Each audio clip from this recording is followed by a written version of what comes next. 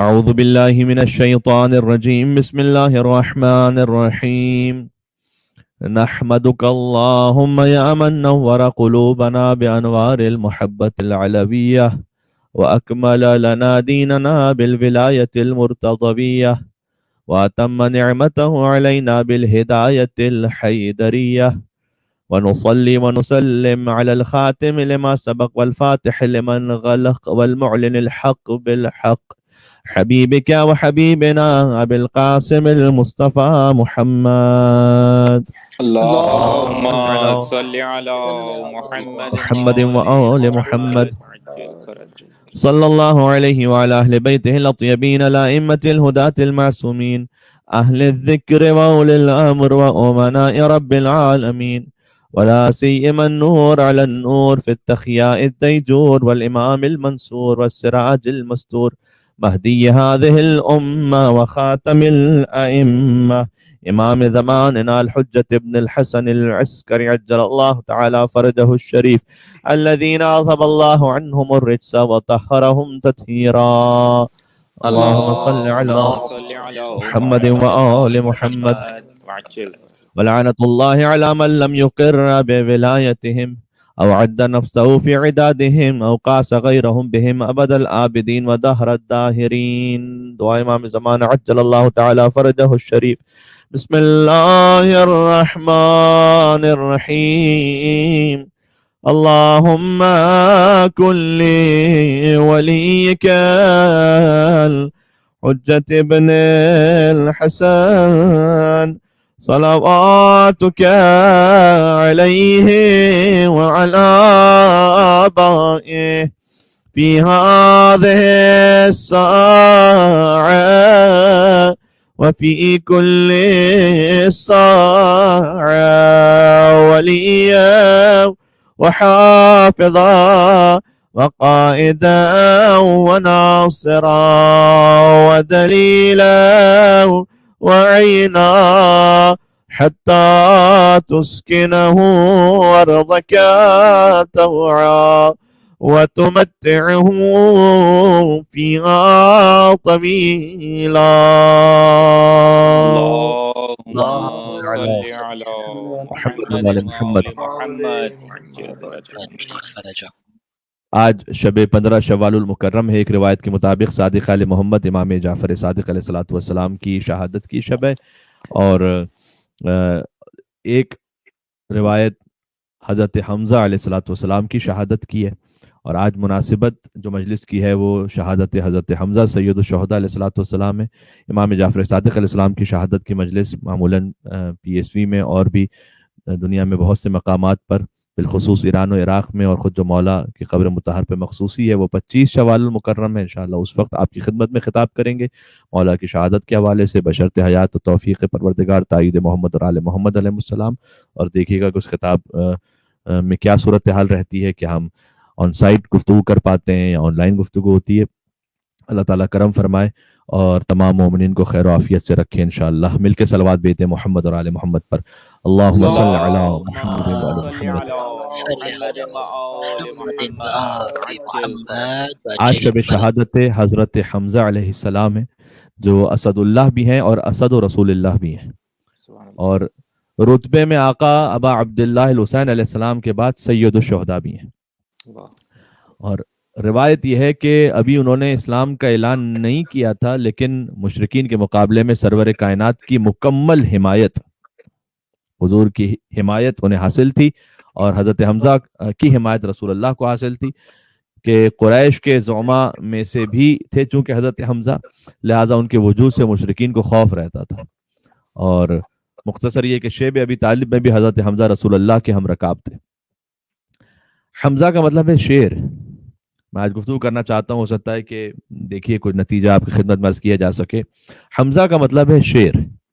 دیکھیے خانوادہ بنی ہاشم میں کسی جانور پر معمولا نام نہیں رکھا جاتا سوائے شیر کے. سبحان اللہ. آپ جانتے ہیں نا کہ عربوں میں جانوروں پر نام رکھنے کا بہت پرانا رواج رہا ہے. اب چاہے ایسے شخص کی میاؤں میاؤں کو انہوں نے بطور حدیث قبول کرنا پڑ جائے انہیں، واہ واہ، تو سبحان اللہ اور سبحان زیادہ اللہ. تر روایتیں اسی سے ہوں اور ایک بلی پہ نام رکھ دیا جائے. تو یہ تاریخ میں گزرا ہے. بنی ہاشم میں جانوروں پر نام رکھنے کا رواج نہیں تھا سوائے شیر کے، اس کی شجاعت کی وجہ سے. مثلا خود اسد ہے. اسد مولا علی کے نانا کا نام بھی ہے، فاطمہ بنت اسد. اور خود علی ابن ابی طالب بھی اسد اللہ ہے. بے شک. اور خود قسورہ بھی مولا کا ایک لقب ہے جس کا مطلب ہے شیر. اور مولا نے یہ لقب خود دہرایا تھا غزوہ خیبر میں، جب خیبر میں اللہ کے شیر نے مرحب پر حملہ کیا تھا. تو اس وقت یہ فرمایا کہ انا الذی سمتنی امی حیدر. علامہ مجلسی نے بہار الانوار جلد نمبر 21 میں اسے لکھا ہے کہ فاقبل علی، علی ابن ابی طالب آگے بڑھے، وهو یقول، اور وہ کہتے جاتے تھے کہ انا الذی سمتنی امی حیدر ضرغام عجام ولیث قسورہ. اور بعض روایتوں میں اس طرح سے بھی آیا ہے کہ انا الذی سمتنی امی حیدر کلیث غابات شدید القسورہ. سبحان اللہ. یعنی میں وہ ہوں کہ میری ماں نے میرا نام حیدر رکھا، اور جب میں شیر اللہ سبحانہ وتعالیٰ کے شیر علی ابن ابی طالب، جب علی شیر خدا میدان میں آ جائیں تو جو بھیڑیے ہیں وہ بھاگ جاتے ہیں سب. سبحان اللہ. آگے پھر روایت کا جملہ ہے کہ مولا نے جب یہ پڑھا فلما سمع منہ مرحب ہربا، جیسے مرحب نے سنا تو وہ بھاگنے لگا. ولم یقف خوفا، اور خوف کے مارے اس سے کھڑا نہیں رہ جاتا تھا. تو آپ جانتے ہیں کہ مولا نے کبھی میدان سے بھاگتے ہوئے کا پیچھا کیا نہیں. اور ابلیس مرحب کے پیچھے پیچھے آیا اور کہنے لگا کہ واپس کہاں جا رہے ہو، عرب کی عورتیں تم پر ہنسیں گی کہ تم میدان سے بھاگ کے جا رہے ہو.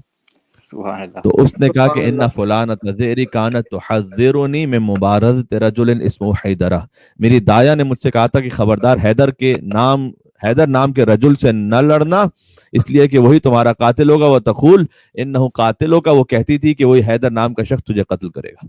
تو اس کی تفصیل اپنے مقام پر. بہرحال اسد کا مطلب شیر ہے، قسورہ کا مطلب شیر ہے، حمزہ کا مطلب بھی شیر ہے. ایک شیر سے ایسا جس کا نام آپ کو بنی ہاشم میں نہیں ملے گا. عربی زبان کی وسعتیں ہیں، یہ الگ الگ طرح کے شیروں کو کہا جاتا ہے، اسد، قسورہ، حمزہ. اس پہ تفصیل میں جانے کا وقت نہیں ہے. آپ جانتے ہیں کہ ایک دہشت گرد تھا جو ایبٹ آباد آپریشن میں پاکستان میں مارا گیا، اسامہ بن لادن. تو اسامہ بھی ویسے شیر کے معنوں میں بھی آتا ہے، لیکن آپ کو بنی ہاشم میں یہ نام نہیں ملے گا، اس لیے کہ بعض محققین کے مطابق خود اسامہ اس شیر کو بھی کہا جاتا ہے کہ جو اپنے نسب کا خیال نہ رکھتا ہو. اس لیے آپ کو بنی ہاشم میں اسامہ کے نام سے نام نہیں ملے گا، لیکن شیر کے باقی آپ کو نام ملیں گے. اسد ہے، حمزہ ہے، قسورہ ہے، عباس بھی شیر کے معنی میں ہے. بے شک. لیکن ایک فرق ہے، عباس ہر شیر کو نہیں کہتے. دیکھیں شیر وہ ہوتا ہے جسے دیکھ کر بھیڑی اور دوسرے جانور بھاگنے لگ جاتے ہیں، لیکن عباس اس شیر کو کہتے ہیں جسے دیکھ کر دوسرے نام نہاد شیر بھی بھاگنے لگ جائیں. سبحان اللہ. سبحان اللہ. عظمت غازی عباس علیہ السلام. صلوات. اللہم صل علی محمد وعلی صلی محمد. علی محمد وآل محمد. بات ہو رہی. لغت میں جا کے دیکھیے گا، العباس الاسد الذی تہرب منہ الاسود. وہ شیر، عباس کا مطلب وہ شیر کہ جس سے شیر کی جمع الاسود، یعنی جس سے دوسرے شیر بھی بھاگ جائیں، اسے عباس کہتے ہیں. میر انیس علیہ الرحمن نے اسی لیے اسلام میں جب 4 علمداروں کا ذکر کیا تو یہ ذکر فرمایا کہ روز محشر جب علم آئے گا تو علم ابوالفضل عباس علیہ السلام کہلائے گا. اس پہ میں گفتگو کر چکا ہوں اور یہ اشعار آپ کو سنا چکا ہوں. میں تبرکن پھر بھی آپ کی خدمت میں عرض کر دوں کہ عالم میں ہوئے 4 اولوالعزم علمدار، ایک حضرت حمزہ تھے تو ایک جعفر طیار، بعد ان کے ہوئے زیب علم حیدر کرار. عباس اب اس منصب والا کا ہے مختار، کرسی کے بھی پائے سے سوا پایا ہے رتبہ، کیا دست بدست ان کو یہ ہاتھ آیا ہے رتبہ. سبحان اللہ. سبحان اللہ. کیا کہنے. بے شک. سبحان اللہ. سبحان اللہ. کیونکہ ان مصروں میں حضرت حمزہ سید الشہداء کا بھی ذکر ہے اور ابوالفضل عباس علیہ السلام کا بھی، لہذا تبرکن میں نے عرض کر دی. آگے کہتے ہیں وہ ہے علم جس کو پیمبر نے اٹھایا، کس فخر سے حمزہ سے دلاور نے اٹھایا، ہاتھ آیا شرف جب اسے جعفر نے اٹھایا، وہ اٹھ گئے دنیا سے تو حیدر نے اٹھایا. سبحان اللہ. ہوگا یہ ہما سایہ فگن اب نہ کسی پر، بس خاتمہ ہے حضرت عباس علی پر. سبحان اللہ. سبحان اللہ. عظمت علمدار حسین علیہ اللہم صل السلام. علی صلوات. اللہم صل علی محمد وعلی محمد. محمد وآل محمد وعجل فرجهم. تو آج گفتگو ہے حضرت حمزہ پر، اور حضرت حمزہ کی جو ولادت ہے وہ نبی مکرم صلی اللہ علیہ وآلہ وسلم کی ولادت سے 2 سال قبل ہوئی ہے، یعنی کوئی زیادہ فرق نہیں ہے سن و سال میں حضور میں، اگرچہ حضور کے چچا ہیں، لیکن 2 سال قبل یا بعض روایتوں کے مطابق 4 سال قبل، اور بلکہ بعض تاریخوں کے مطابق تو حضرت حمزہ اور رسول اللہ نے ایک خاتون سے دودھ پیا ہے، سبحان اللہ، یعنی جن خاتون نے حضرت حمزہ کو دودھ پلایا تھا پھر رسول اللہ کو بھی دودھ پلایا. تاریخ یعقوبی میں بات موجود ہے جلد نمبر 2 صفحہ نمبر 9 پر، اور طبقات الکبریٰ میں بھی ہے، ابن سعد نے اسے لکھا ہے جلد نمبر 1 صفحہ نمبر 108 سے 110 میں جو تفصیل لکھی ہے. البتہ بعض مورخین نے اسے انکار بھی کیا کہ نہیں ایسا نہیں تھا، مثلا عاملین الصحیح من سیرت النبی میں جلد نمبر 2 میں اس بات میں شبہ ظاہر کیا ہے. لیکن بہرحال حضرت حمزہ کی ولادت حضور کی ولادت سے چند سال قبل ہوئی ہے. شہادت ہے 3 ہجری میدان احد میں، آپ جانتے، اور اسی شہادت کے بعد جبرائیل امین نے خدا کی جانب سے پیغام رسول اللہ تک پہنچایا تھا کہ حضرت حمزہ کو اسد اللہ بھی کہا جائے اور اسد رسول اللہ بھی کہا جائے. سبحان اللہ، سبحان اللہ. اور پھر ایک جو مشہور ترین لقب ہے حضرت حمزہ کا وہ سید الشہداء ہے، آپ جانتے ہیں. تو ابا عبداللہ الحسین علیہ السلام بھی سید الشہداء ہیں اور حضرت حمزہ بھی سید الشہداء ہیں. فرق کیا ہے ان دو ہستیوں میں؟ بہت غور فرمائیے گا. ملا مازندرانی نے شرح اصول کافی لکھی ہے، اس کی جلد نمبر 11 صفحہ نمبر 368 پر بہت خوبصورت وضاحت کی ہے کہ حضرت حمزہ سید الشہداء اور ابا عبداللہ الحسین علیہ السلام سید الشہداء میں دونوں کے سید الشہداء لقب ہونے میں بالآخر پھر فرق کیا ہوا. اور انہوں نے لکھا ہے کہ جس طریقے سے، بہت لطیف بات انشاءاللہ آپ قبول فرمائیں گے جہاں تک آواز جا رہی ہے، کہ جیسے حضرت مریم سلام اللہ علیہا اور بی بی فاطمہ سلام اللہ علیہا، ان کے لیے رسول اللہ نے ارشاد فرمایا کہ کانت مریم سیدۃ نساء فی زمانہا اما ابنتی وہی فاطمہ سیدۃ النساء العالمین من الاولین والآخرین، کہ مریم سلام اللہ علیہا فقط اپنے زمانے کی عورتوں کی سردار تھیں، لیکن میری بیٹی فاطمہ زہرا اولین اور آخرین میں کوئی خاتون ایسی نہیں کہ جو فاطمہ زہرا کی سرداری سے باہر ہو. اسی طرح حضرت حمزہ اپنے زمانے کے شہیدوں میں سید الشہداء ہیں، اور ابا عبداللہ الحسین علیہ السلام آدم تک خاتم اور خاتم تک قیامت تمام شہیدوں کے سید الشہداء ہیں. سبحان اللہ، سبحان اللہ، سبحان اللہ. بارگاہ ابا عبداللہ الحسین علیہ السلام صلوات. اللہم صلی علی محمد وعلی صلی محمد. علی محمد وعلی محمد. آج بس فقط میں کچھ بنیادی حقائق آپ کے سامنے عرض کرنا چاہتا ہوں. حضرت حمزہ سید الشہداء، ابا عبداللہ الحسین علیہ السلام سید الشہداء. حضرت حمزہ سید الشہداء وہ اپنے زمانے کے شہیدوں کے سردار، یعنی جسے آغا مطہری نے بھی اس طرح سے لکھا ہے کہ گویا حضرت حمزہ کا سید الشہداء ہونا مقید ہے اور ابا عبداللہ الحسین علیہ السلام کا سید الشہداء ہونا مطلق ہے.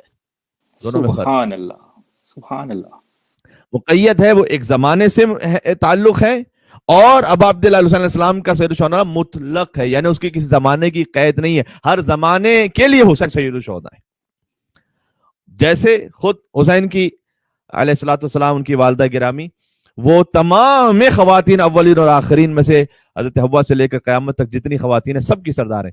تو جو فرق حضرت مریم میں اور بی بی فاطمہ سلام اللہ علیہا میں ہے، اسی کیفیت کا ایک فرق ہے حضرت حمزہ سید الشہداء اور ابا عبداللہ الحسین السلام سید الشہداء. کیا کہنے بات ہو رہی ہے. تو پھر حضرت حمزہ کی ایک بیٹی بھی ہے، ان کا بڑا گہرا تعلق ہے حضرت حمزہ کا ظاہر خاندان بنی ہاشم سے اور اہل بیت سے بہت گہرا تعلق ہر حوالے سے. ان کی ایک بیٹی جن کا نام ہے امامہ، اور یہ وہی بیٹی ہیں کہ جن کا نام علامہ امینی نے حدیث غدیر کے راویوں میں لکھا ہے.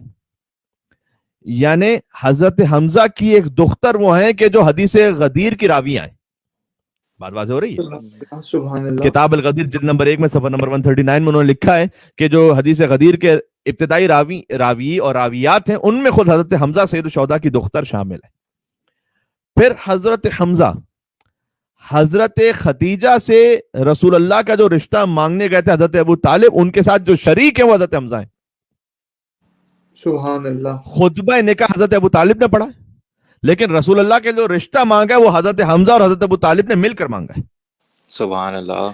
یہاں تک کہ جب مکہ میں قحط بھی پڑا تھا اور حضرت ابو طالب علیہ السلام مشکل حالات میں تھے ایک عرصے کے لیے، خود مولا علی علیہ السلام نے بھی اپنے والد کے لیے ارشاد فرمایا کہ سادہ ابی فقیرن وما سادہ فقیر قبلہ. سبحان اللہ. بہت خوبصورت جملہ ہے.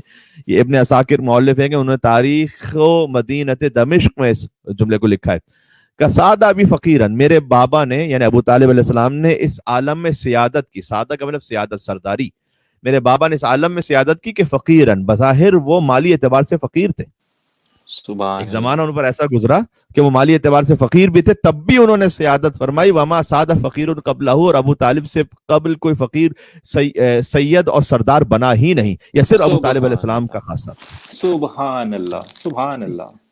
تو جب ابو طالب علیہ السلام مشکل مالی حالات میں تھے تو رسول اللہ صلی اللہ علیہ وآلہ وسلم نے یہ تجویز پیش کی تھی کہ ابو طالب علیہ السلام کی جو اولاد ہیں انہیں مختلف رشتہ دار اپنے گھروں میں لے جائیں تاکہ حضرت ابو طالب سے جو مالی بوجھ ہے وہ کم ہو سکے۔ تو حضور ہی کی تجویز پر حضرت حمزہ حضرت جعفر بن ابی طالب کو اپنے پاس لے آئے تھے، یاد رکھیے گا۔ تو جعفر بن ابی طالب وہ حضرت حمزہ کے پاس آ گئے، اور جعفر طیار کی پرورش میں حضرت حمزہ کا بھی حصہ ہے، یعنی سبحان اللہ، غور کیجئے گا، پرورش کا اثر ذرا دیکھیے گا کہ حمزہ ہم لقب ہیں امام حسین کے، سید الشہداء، اور جعفر ہم فضیلت ہیں ابو الفضل عباس کے، یعنی جیسے عباس علیہ السلام کو پر عطا ہوئے جنت میں پرواز کرنے کے لیے، ویسے ہی جعفر کو بھی پر عطا ہوئے ہیں جنت میں پرواز کرنے کے لیے، لہٰذا ان کا نام اور لقب مل کر جعفر طیار بنتا ہے۔ سبحان اللہ، سبحان اللہ، سبحان اللہ، کیا کہنے۔ آپ ایک رشتے کو دوسرے رشتے سے اس طرح سے ملاتے چلے جائے گا، خود عجب آپ کے سامنے نتیجے آتے چلے جائیں گے۔ تو حضرت حمزہ سید الشہداء، ان کے گھر میں پلے حضرت جعفر طیار، حضرت حمزہ ہم فضیلت ابا عبداللہ الحسین کے، حضرت جعفر ہم فضیلت ابو الفضل عباس علیہ السلام کے۔ واہ۔ اور خود حضور کی، اور سے یہ بھی سمجھ میں آتا ہے، دیکھیں ایک بات بہت اہم ہے، اس پہ میں کبھی تفصیل سے بات عرض کروں گا، آپ جن کے ساتھ ہوتے ہیں نا ان کا بہرحال اثر آپ کی زندگی میں آتا ہے، اور یہ یاد رکھیے گا یہ انیویٹیبل ہے، چاہے فوراً نہ بھی آپ کو محسوس ہو کہ نہیں اس وقت تو مجھ پہ کوئی اثر نہیں آتا، لیکن 5 سال بعد، 10 سال بعد، 15 20 سال بعد ہی صحیح، جس کے ساتھ آپ نے کوئی زندگی گزاری ہے یا کسی کی شاگردی میں گزاری ہے، کسی کو آپ سنتے رہے ہیں، خود بخود اس کی ذات کا اثر آپ کی زندگی میں آئے گا، یہ لازمی ہے۔ صحیح، سبحان اللہ، صحیح۔ اس لیے بہت سوچ سمجھ کر سنا کریں، جس کو بھی سنا کریں۔ سبحان اللہ، بے شک۔ حدیث میں آیا ہے، امام جواد علیہ السلام کی حدیث ہے، فرمایا کہ من اصغى الى ناطق فقط ابدا، جو کسی کو غور سے سنتا ہے، کسی کہنے والے کو جو غور سے سنے، فقط ابدا، گویا اس کی وہ غلامی کر رہا ہے، اللہ اکبر، سبحان اللہ اللہ، اکبر۔ اس کی وہ عبدیت میں چلا گیا، یعنی بہت ہی گہرا جملہ یہ۔ ازغا کا مطلب یہاں پر ایک مرتبہ ہوتا ہے سماعت، ایک مرتبہ ہوتا ہے بہت غور، اٹینٹیولی سننا، اس کے لیے کلام عرب میں ازغا کا استعمال ہوتا ہے۔ مجلس میں آپ کیا کرتے ہیں؟ اٹینٹیولی سنتے ہیں نا، لہذا بہت احتیاط سے جس کو بھی آپ سن رہے ہیں اس خطیب کی یا اس پڑھنے والے کی شخصیت کا اثر آپ کی زندگی میں آنا ہی آنا ہے۔ سبحان بات ہو رہی؟ سبحان اللہ۔ یعنی فرض کیجئے کہ اگر کہنے والے کے اخلاق میں کچھ کھردرا پن ہے، سخت ہے، معمولاً آپ کو ایسا لگے گا کہ سننے والے بھی اسی مزاج کے، کہنے والے کے انداز میں ولایت ہے، معمولاً آپ کو لگے گا سننے والے بھی اسی مزاج کے۔ سبحان اللہ، کیا کہنے، واہ واہ واہ واہ واہ، نعرہ حیدری، یا علی، سبحان اللہ، سبحان اللہ، کیا کہنے۔ کہنے والے کے مزاج میں ایک مثلا خاص پہلو ہے، قرآن حدیث سے شغف ہے، سننے والے بھی اسی مزاج کے، یہ معمولاً ہوگا۔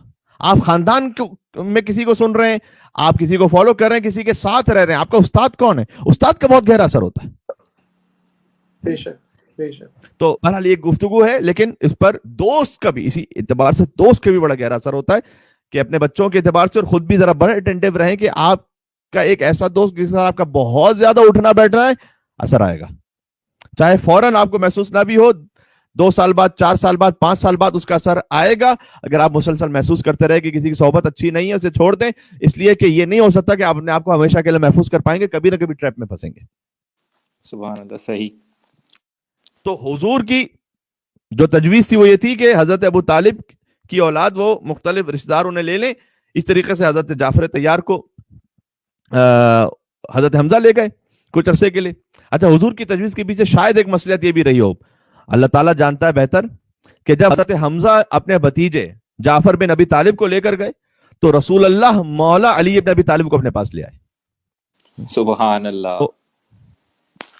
بلکہ ایک اور تھوڑا سا ایک نیا گوشہ ہے چند دن قبل ہمارے لیے کھلا, وہ یہ کہ ہو سکتا ہے کہ کئی علماء اس پہ پہلے بھی گفتگو کر چکے ہوں, لیکن کم از کم میں اپنی ذات کے حوالے سے بات کر رہا ہوں کہ رسول اللہ نے 40 سال بعد اعلان نبوت فرمایا. آپ سب جانتے ہیں ایسا کیوں تھا. اس کا ایک جواب تو یہ ہے کہ منصوبہ الہی یہ تھا کہ اے محمد صلی اللہ علیہ وآلہ وسلم, آپ پہلے انہیں قرآن بن کر دکھلا دیجئے اور پھر انہیں قرآن پڑھ کر سنا دیجئے. سبحان اللہ, سبحان اللہ, کیا کہنے. سبحان اللہ, سبحان اللہ. تو پہلے 40 سال تک اپنی زندگی میں انہیں قرآن بن کر دکھائیے آپ, یعنی ان سے اپنی صداقت اور امانت کا کلمہ پڑھوائیے آپ, پھر انہیں شریعت کی تعلیم دیجئے بعد میں. یاد رکھیے گا کہ یہ جو صداقت اور امانت ہے نا, اتنا امپورٹنٹ ہے, پری ریکویزٹ ہے صداقت اور امانت. یعنی اگر کوئی بظاہر دینداری کی پری ریکویزٹ ہے, کہنا یہ چاہ رہا ہوں, اگر کوئی بظاہر عبادت گزار بھی ہے لیکن سچا نہیں ہے یا امانت دار نہیں ہے تو یاد رکھیے وہ دیندار نہیں ہے پھر. سبحان اللہ, سبحان اللہ, سبحان اللہ, سبحان اللہ. اور یہ بھی یاد رکھیے گا کہ سچائی میں فقط یہ بات شامل نہیں ہے کہ آپ نے ایک بات صحیح کہی ہے, سچائی میں یہ بہت اہم ہے کہ صحیح کو صحیح کہنا سیکھیں, غلط کو غلط کہنا سیکھیں. سبحان اللہ, بے شک, سبحان اللہ, بے شک. چاہے وہ بظاہر دنیا میں کتنے بڑا کوئی اسٹیٹس رکھتا ہو, لیکن اگر غلط ہے تو غلط کہنا سیکھیں. بعض لوگ آپ کو ملیں گے کہ اپنے سے ہزاروں کلومیٹر دور بیٹھے ہوئے کسی غلط کو تو غلط کہہ دیں گے, کیونکہ وہ انہیں کچھ کر نہیں سکتا بھی سامنے. وہ بھی ضروری ہوتا ہے کئی مرتبہ, عالمی حالات میں وہ بھی ضروری ہوتا ہے, کیا کہنے. لیکن اصل بات یہ بھی ہوتی ہے کہ آپ کے قریب میں جو اگر غلط ہو رہا ہے وہاں پر امر معروف نہی عن المنکر کرنا, وہ اصل صداقت کی دلیل ہوتا ہے. البتہ ان شرعی قواعد کے ساتھ جو اہل بیت نے ہمیں تعلیم دی ہے کہ یہ نہ ہونے پائے کہ ان قواعد کو کراس کر کے جب آگے بڑھتے ہیں تو پھر اس میں توہین بھی ہوتی ہے, اس پہ ذاتی اغراض و مقاصد بھی آ جاتے ہیں اور پرسنل گرج بھی آ جاتی ہے, وہ الگ بات ہے, پھر وہ نہیں ہونا چاہیے. صحیح. تو رسول اللہ نے صداقت و امانت کا کلمہ پڑھوایا, اس لیے انہوں نے تاخیر سے اعلان نبوت کیا, ٹھیک ہے, یعنی 40 سال بعد. ایک تو وجہ یہ ہو گئی. اب دیکھیں میں نے کہا اصل مسئلہ تو اللہ رب العزت جانتا ہے, لیکن ایک جو بات جو ہمارے لیے کشف ہوئی وہ شاید وہ یہ کہ توجہ کیجئے گا, شاید وجہ یہ بھی رہی ہو کہ مولا علی اور رسول اللہ میں 30 برس کا فرق ہے سن میں. یعنی مولا علی کی آمد ہوئی رسول اللہ کے آمد سے 30 سال بعد اس دنیا میں, ٹھیک ہے. رسول اللہ کو کسی ایسی شخصیت کی ضرورت ہے کہ جو نزول وحی کا گواہ بھی ہو اور غار حرا میں رسول اللہ کے ساتھ بھی ہو, اور جب مشرکوں کے بچے رسول اللہ پر آوازیں کسیں تو انہیں منہ توڑ جواب دینے والا بھی کوئی بچہ ہو, تاکہ مرسل اعظم پر الزام نہ لگ سکے کہ بچوں سے وہ لچ رہے ہیں. سبحان اللہ, سبحان اللہ, سبحان اللہ, سبحان. لہذا تاخیر ہو رہی ہے نبوت میں کہ جب تک علی ابن ابی طالب 10 سال کے ہو جائیں. بہت غور کیجئے. تو حضور نے علی کی دنیا میں آمد کا انتظار کیا, ان کے 10 سال پورے ہونے کا انتظار کیا, اور جب علی ظاہری طور پر اس سن میں آ جائیں کہ ان مشرک بچوں سے نمٹ سکیں, یہ میں ظاہری طور پر کا لفظ کہہ رہا ہوں, ورنہ تو علی وہ ہیں کہ گہوارے میں کل اجدر کو چیر دیں. کیا کہنے, کیا کہنے, بے شک, سلامت رہیے, بے شک. لیکن ظاہری اسباب کے ساتھ علی ابن ابی طالب 10 سال کے ہو جائیں کہ جب حضور نے اعلان نبوت فرمایا تو وہاں وحی نازل ہونا شروع ہوئی, اور علی کہتے ہیں نہج البلاغہ کا جملہ ہے, ارا نور الوحی والرسالہ واشم ریح النبوہ, میں نے دیکھا نور وحی کو اور نور رسالت کو اور میں نے خوشبو نبوت کو سونگا. یہ امیر المومنین کہہ رہے ہیں. سبحان اللہ. یہ بھی ایک عجیب بات ہے. دیکھیں جو نور ہوتا ہے نا وہ نور مجرد ہوتا ہے, اسے ویسے نہیں دیکھا جاتا, لیکن علی بن ابی طالب کہہ رہے ہیں میں نے وحی کے نور کو دیکھا. ارا نور الوحی, کیا کہنے, سبحان اللہ. خوشنودیے شاہد رسالت علی علیہ السلام, صلوات اللہم صلی علی محمد صلی علی محمد وعلی محمد عجل کہ میں نے وحی اور رسالت کے نور کو دیکھا اور نبوت کی خوشبو کو سونگا میں نے. اشم ریح النبوہ, یہ وہی لفظ ہے, انی اشم رائحۃ الجنہ منہا, صحیح ہے. سبحان اللہ. اور پھر مولانا کا کنت اتبعہ اتباع الفصیل اثر امہ, میں رسول اللہ کے پیچھے ویسے چلا کرتا تھا کہ جیسے ایک اونٹنی کا بچہ اپنی ماں کے پیچھے چلتا ہے. تو ایک ضرورت تھی, رسول اللہ کے مددگاروں میں سلطان نصیر تو علی ابن ابی طالب ہے, بے شک. لیکن اپنے زمانے میں جو ان کے ساتھ مددگار ہیں وہ حضرت حمزہ سید الشہداء بھی ہیں. سبحان اللہ. لہذا تاریخ میں ملتا ہے کہ ایک دن یہ ہوا تھا کہ ابو جہل کو صفا کے قریب رسول اللہ کے سامنے آیا اور اس نے نازیبہ الفاظ کہے، آپ کی شان میں گستاخی کی. رسول اللہ نے اس وقت ابو جہل کو جواب نہیں دیا. ایک کنیز بھی اس واقعے کی گواہ تھی. تھوڑی دیر بعد حضرت حمزہ شکار کیا کرتے تھے اور وہ شکار پر گئے ہوئے تھے. لہذا حضرت حمزہ جب واپس آئے مکہ میں تو حضرت حمزہ کا معمول یہ تھا کہ شکار سے واپسی پر وہ کعبے کا طواف کرتے تھے اور اس کے بعد قریش کے یہاں جاتے تھے اور ان سے گفتگو کرتے تھے. تو قریش حضرت حمزہ کی شجاعت کے باعث جو ہے نا بڑا ان کا ویسے احترام کرتے تھے اور ان کا رعب اور دبدبا تھا. تو حضرت حمزہ اپنے معمول کے مطابق جب پہنچے شکار کرنے کے بعد اور انہیں طواف کیا اور اس کے بعد وہ تشریف لائے قریش والوں کے درمیان، تو ایک کنیز، وہی کنیز ان کے قریب آئی اور کہا آپ یہاں موجود نہیں تھے کہ آپ دیکھتے کہ ابو جہل نے محمد کے ساتھ کیا کیا صلی اللہ علیہ وآلہ وسلم. اور اس وقت حضرت حمزہ جلال کے عالم میں اٹھے اور ابو جہل کے قریب پہنچے جو مسجد الحرام میں بیٹھا ہوا تھا، لوگوں سے بات کر رہا تھا. اور حضرت حمزہ نے اس وقت ابھی تک اعلان اسلام نہیں کیا تھا. اس وقت یاد رکھیے گا، یہ میں اعلان اسلام کا واقعہ سنا رہا ہوں آپ کو. اپنی کمان ان کے سر پر ماری ابو جہل جیسے بڑے سردار کے سب کے سامنے.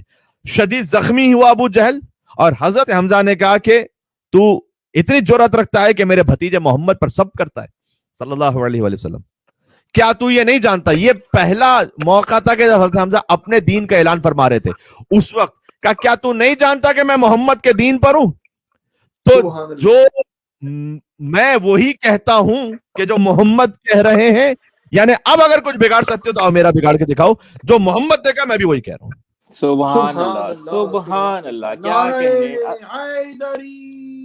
یا اولی عظمت جناب حمزہ علیہ السلام. صلوات اللہم صلی علی محمد وعلی محمد محمد.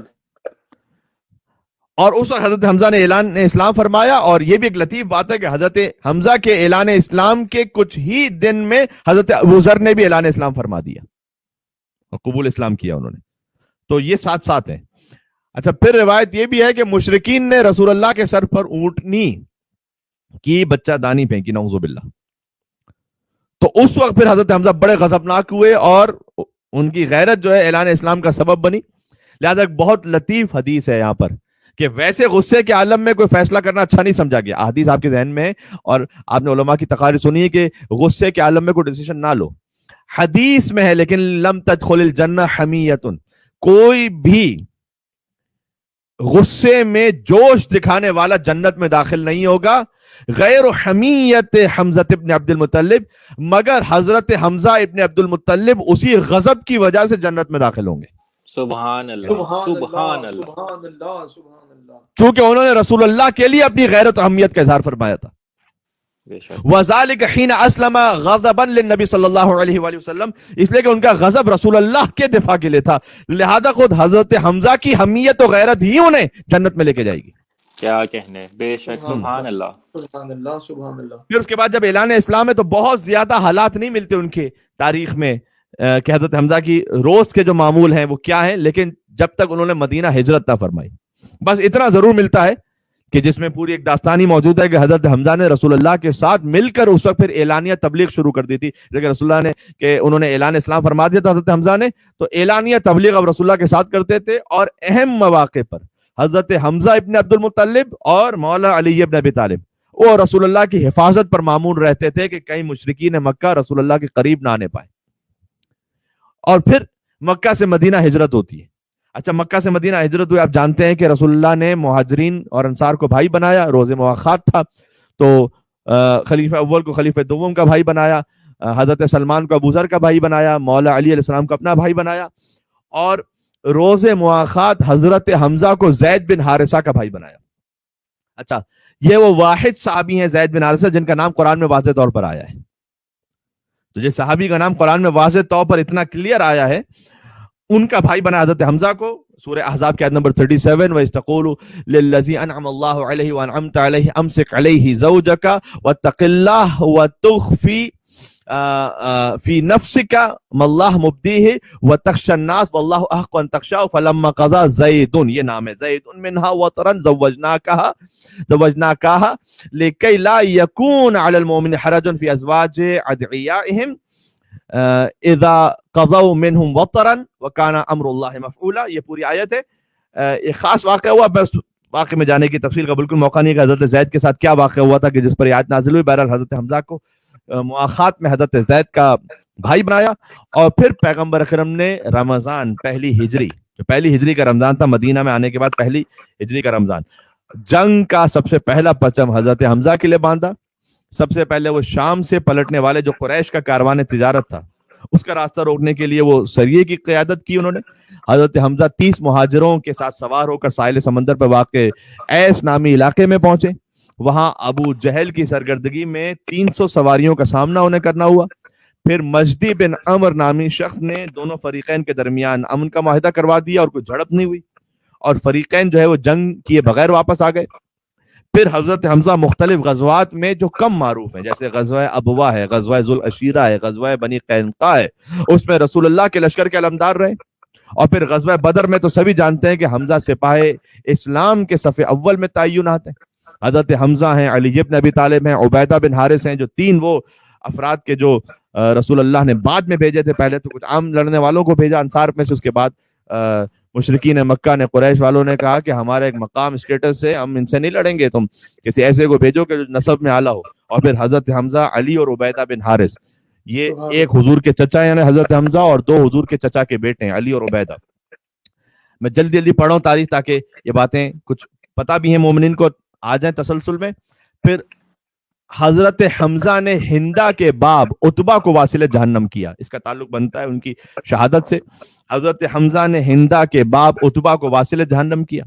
ہندا کا باپ, بھائی اور چچا تینوں بدر میں مارے گئے علی اور حمزہ کی تلواروں سے.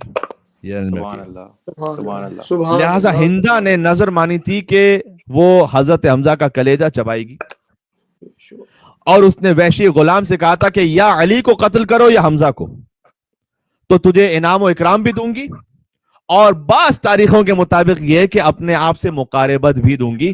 بس اتنا میں کہہ سکتا ہوں, اس سے آگے نہیں کہہ سکتا. اس وحشی نے ابتدا میں غزوہ احد میں مولا علی کے قتل کا ارادہ کیا, لیکن میدان میں ہمت نہیں ہو سکی کہ وہ علی پر نیزہ چلائے. سب سے پہلے وہ وحشی جو ہے وہ حضرت علی بن ابی طالب کو شہید کرنا چاہتا تھا, اور پھر اس نے جا کر حضرت حمزہ پر وار کیا اور حضرت حمزہ کو شہید کیا, اور ان کا کلیجہ نکال کر ہندا بن عتبہ کے حوالے کیا. ہندا نے اپنا لباس اور زیور جو ہے وحشی کو دے دیا بطور تحفہ, اور وعدہ کیا کہ مکہ پہنچ جا, پھر تجھے 10,000 دینار اور انعام بھی دوں گی. اور پھر ہندا حضرت حمزہ کے لاشے کے قریب آئی اور بدن کا مسلح کرنا شروع کیا, اور ان کے اعضائے جسمانی سے ہار بنائے, کنگن بنائے, بالیاں بنائی, حتیٰ کہ پازیب بھی بنائی حضرت حمزہ کے اعضائے بدن سے. یہ کتاب المغازی کی جلد نمبر 1 صفحہ نمبر 285 پر لکھا ہوا ہے, وہاں سے آپ خدمت میں عرض کر رہا ہوں کہ کنگن بنائے, بالیاں بنائی, پازیب بنائی, اور ان کو اپنے ساتھ مکہ لے کر گئی وہ. اور جب اس نے مسلح کر دیا حضرت حمزہ کے لاشے کو, تو پھر معاویہ بن مغیرہ اور ابو سفیان نے دوبارہ آ کر حضرت حمزہ کے بدن کو مسلح کیا, اور ان کا جو لاشا تھا اس پر پھر سے ضربیں لگائیں.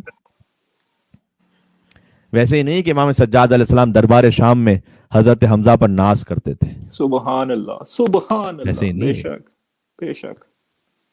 امام سجاد دربار شام میں کہتے ہیں کہ فضلنا, اللہ سبحانہ و تعالیٰ نے ہمیں فضیلت عطا کی ہمارے خانوادے کو, بأن النبی المختار محمدن منا, محمد مصطفیٰ صلی اللہ علیہ وسلم نبی مختار ہم میں سے, ومن صدیق اکبر علی بن ابی طالب ہم میں سے, ومن الطیار جعفر الطیار ہم میں سے, ومن اسد اللہ, اور اللہ کے شعر و اسد و رسول ہی, اور رسول اللہ کے شعر حضرت حمزہ ہم میں سے. ان ہستیوں کے ساتھ رسول اللہ, مولا علی, جعفر طیار کے ساتھ حضرت حمزہ کا نام لیا امام سجاد علیہ السلام نے دربار یزید میں, اور یاد کیا. سبحان اللہ, سبحان اللہ. اور پھر حضرت حمزہ احد کے پہلے شہید ہیں کہ جن کی نماز جنازہ رسول اللہ نے پڑھائی, اور بعد ازاں پھر کیا ہوا کہ شہداء کو باری باری لایا گیا, تو حضرت حمزہ پر تو ایک الگ سے نماز جنازہ پڑھی.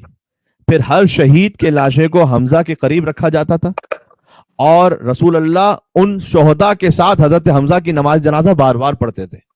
سبحان اللہ سبحان اللہ، کیا کہتے ہیں. اللہ اکبر.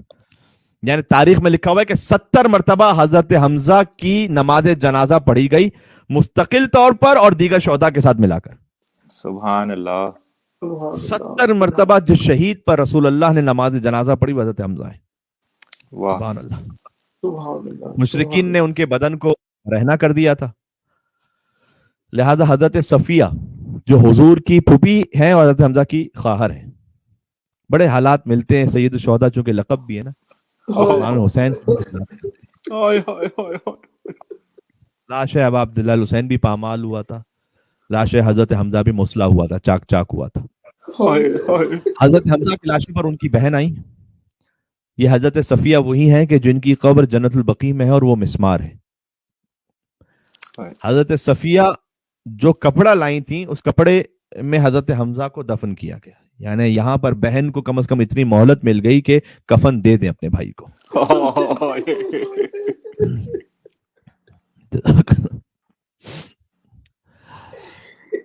رسول اللہ نے حضرت حمزہ کی جب حالت دیکھی تو بہت گریا کرتے تھے، اور جب انصار کے اہل خانہ کو دیکھا، جب مدینے پلٹے تو انصار کے اہل خانہ کو دیکھا کہ سب اپنے اپنے شہداء کے لیے گریا کر رہے تھے، تو فرمایا کہ کیا حمزہ کو رونے والا نہیں ہے کوئی؟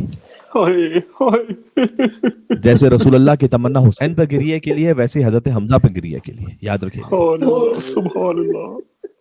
تو سعد ابن معاذ نے حضور کی بات سن لی اور انصاری خواتین کو رسول اللہ کے گھر پہ بھیجا کہ جاؤ حضرت حمزہ کا پرسہ پیش کرو رسول اللہ کو. اور اس کے بعد دیکھیں سبحان اللہ کتنی آپ شباہتیں ڈھونڈ سکتے ہیں. ہمارا جب کوئی دنیا سے گزر جاتا ہے، ابھی ایک مرحوم کے سال ثواب کی مجلس سے بالخصوص ڈاکٹر صاحب ڈاکٹر رانا ان کی والدہ مرحومہ کی سال ثواب کی، تو جب ہم اپنا کوئی مر جاتا ہے تو ہم اپنے مرحوم کے مصائب تو نہیں پڑھتے نا، ہم تو حسین کے مصائب پڑھتے ہیں نا. بے شک. ایسے ہی ہے نا. تو طریقہ یہ رہا کہ پھر انصاری خواتین وہ اپنے کسی بھی مرحوم پر رونا چاہتی تھی تو پہلے حضرت حمزہ پر روتی تھی اور بعد میں پھر اپنے مرحوم پہ روتی تھی. سبحان اللہ سبحان اللہ سبحان اللہ. یہ ساری عزاداری کی دلیلیں بھی ہو سکتا ہے میں محرم میں کچھ اس حوالے سے بات بھی کروں آپ کی خدمت میں. پھر روایت یعنی یہ سب رسول اللہ کے سامنے ہو رہا تھا بلکہ رسول اللہ کے حکم پر ہو رہا تھا. کون کہتا ہے کہ شہید پر رونا بدعت ہے؟ سبحان اللہ. سبحان اللہ. کون کہتا ہے کہ شہید تو چونکہ زندہ ہے لہٰذا نہ رو؟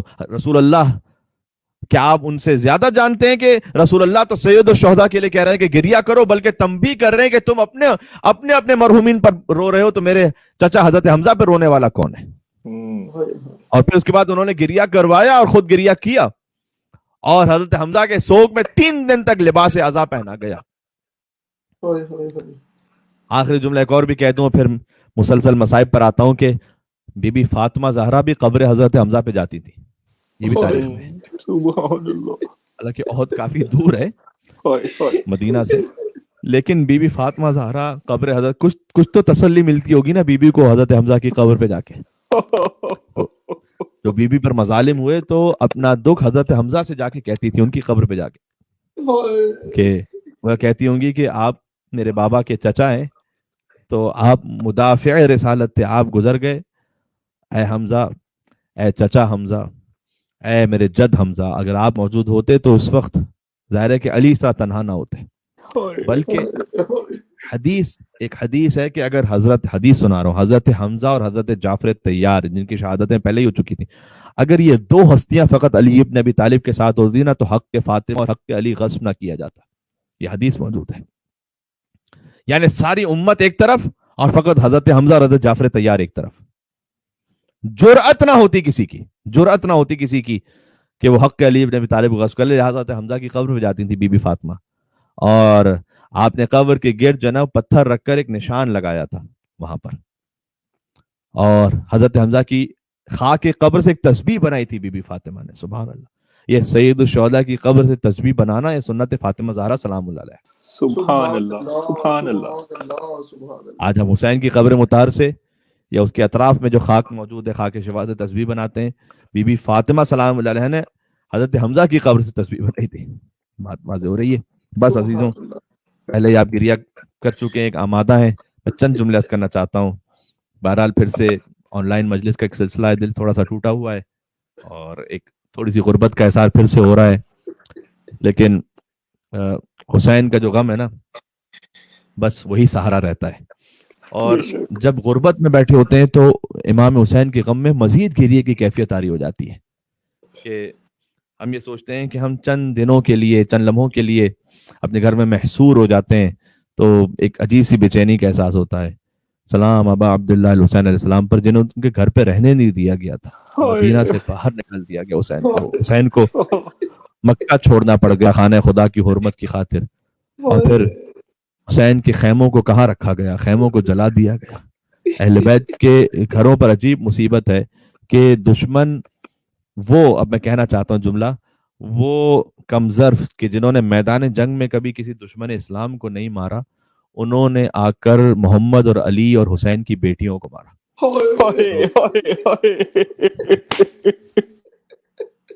कभी मोहम्मद की बेटी फातिमा ज़हरा को मारा, कभी अली की बेटी ज़ैनब कुबरा पर ताजियाने मारे, और कभी हुसैन की दुख्तर सकीना को मारे, को तमाचे मारे। बस अजीजों, हजरत हमजा सैयद शुहदा का लाशा जब मुसला हो चुका था, तो आखिरी जुमला अर्ज करता हूँ कि उनकी बहन, उन्हें खबर हुई कि मेरे भाई को कत्ल कर दिया गया। मैंने उलमा से, खुतबा से जो जुमला सुना आपकी खिदमत में अर्ज करता हूँ। तो हजरत सफिया पहुंची, और जो कि ओहद काफी दूर है मदीना से, तो उन्होंने कहा कि मैं अपने भाई का आखिरी दीदार करूंगी। ऐसे वाकयात बड़े दर्दनाक होते हैं। मैंने सुना था कि ईरान इराक जंग के दौरान जब एक शहीद का लाशा आया था, तो बहरहाल एक खातून थी, अपने बहन थी, अपने भाई का लाशा देखना चाहती थी, वो बार बार आगे बढ़ती थी लेकिन उसको लाशा दिखाते नहीं थे। तो किसी ने कहा कि इसको लाशा दिखा दो, क्या फर्क पड़ता है, एक बहन है, आखिर वक्त में अपने भाई का एक लाशा देख लेगी। कहा नहीं, इसके भाई की लाश पर सर मौजूद नहीं है, इसलिए हम नहीं दिखा सकते, ये एहतराम है खार का।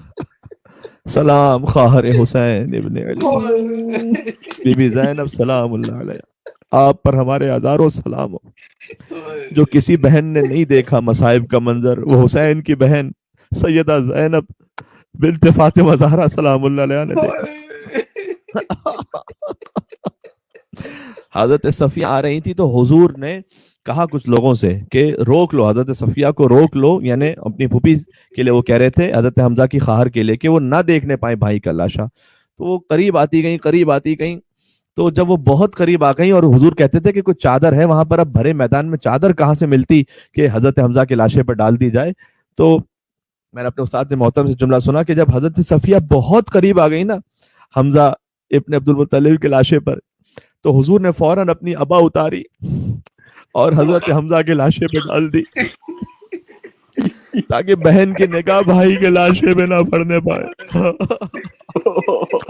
इसलिए कि जिगर चाक हो चुका था, लाश मुसला हो चुकी थी, लाश पर बहुत सारी ज़रबे थी, नेज़ों से, तलवारों से हजरत हमजा पर बाद में भी वार करके उनका लाशा कटा हुआ था। लिहाजा हुजूर नहीं चाहते थे कि किसी बहन की निगाह भाई कैसे लाशे पर पड़े, तो वो बहुत करीब पहुंच गई, तो हुजूर ने फौरन से अपनी अबा उतारी और हजरत हमजा के लाशे पे डाल दी। और हुजूर ने महफूज कर लिया कि हजरत सफिया बराह राज हजरत हमजा के लाशे को ना देखें। और फिर हजरत सफिया अपने साथ एक कपड़ा लाई थी, उसी कपड़े ही का कफन बनाकर हुजूर ने हजरत हमजा को दिया। ला यौमका यौमिका या अबा अब्दुल्लाह, आका हुसैन, जैसे आपकी मजलूमियत का दिन था वैसे किसी का दिन नहीं था। हजरत हमजा सैयदुल शुहदा है, लेकिन उनके लाश के लिए कफन का एहतमाम भी हुआ और बहन ने वो मंजर नहीं देखा, इसलिए कि हुजूर ने एहतमाम फरमा दिया। सलाम दुख्तरे अली इब्ने अबी तालिब, खारे हुसैन दिल ज़ैनबिया से फरियाद करती रही, अमा फीकुम मुस्लिम, क्या तुम में कोई मुसलमान नहीं है कि जो हुसैन के लाश बीबी ज़ैनब सलामुल्लाह अलैहा बार बार लिखा हुआ है मक्तल में, कभी खेमे से आती थी, खेमे के दर पे जाती थी, कभी दौड़ के जाती थी तिल्ले ज़ैनबिया उस पहाड़ी पर, फिर वापस आती थी, फिर आती, यानी गोया बीबी ख़याम की हिफाजत भी बीबी के जिम्मे थी। اور بھائی کے لاشے کو بھی دیکھنا تھا. لہذا ایک منزل وہ آئی کہ امام حسین نے جب سر حسین کٹ رہا تھا، بی بی دیکھ رہی تھی، امام حسین نے اپنی نگاہوں سے اشارہ کیا کہ بہن ارجعی الی الفستاد، بہن اب آپ خیام میں چلی جائیے، اس لیے کہ اب جو منظر ہوگا وہ آپ سے نہ دیکھا جائے. اس لیے کہ شمر جالس علی صدر، شمر حسین کے سینے پر بیٹھ گیا. ایک بہن کیسے دیکھتی کہ ایک قاتل ہے جو میرے بھائی کے سینے پر ہے، اس نے داڑھی کو پکڑا ہوا ہے اور کن خنجر سے حسین کو ذبح کر رہا تھا. بی بی زینب حکم امام سے خیمے کی طرف پلٹی، لیکن صدائیں گونج رہی تھی الا قد قتل الحسین بکربلا، الا قد ذبح الحسین بکربلا.